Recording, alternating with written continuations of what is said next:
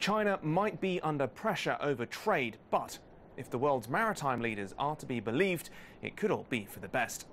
Tensions between the US and China were at the heart of talks in Hong Kong this week.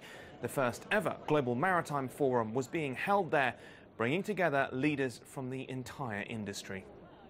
It's no coincidence this inaugural forum is being held in Hong Kong. Asia accounted for 64% of all world container port throughput last year, according to the UN, and China is still the biggest trading nation in the world. China's shipping firms seem to be worried, though.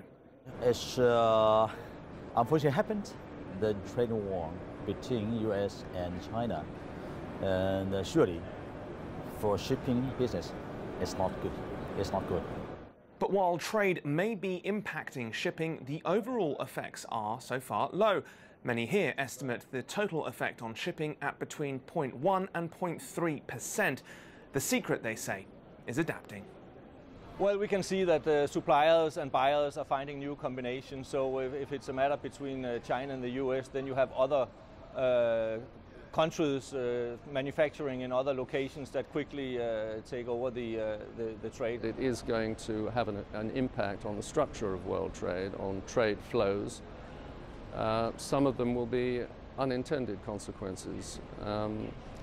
It may well lead to a further move backwards from globalization. This change in globalization could be key. Analysts say what's happening now is actually a regionalization of trade. Projects like those being built by the Belt and Road Initiative lay at the heart of this, in particular land links that could come at the expense of maritime trade. So shorter routes, more flexible routes. Logistically, you need to combine it better with, with other types of routes.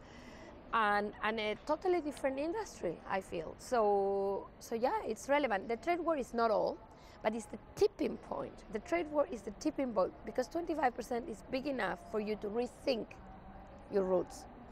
And I think this is why the industry will be challenged. There's other big challenges too, in particular on the technology front. The forum's report says that cyber attacks are the biggest threat, while fuel costs also pose big risks. Almost everyone working in and around the maritime industry, though, agrees that whatever changes do happen, China will be at the heart of them.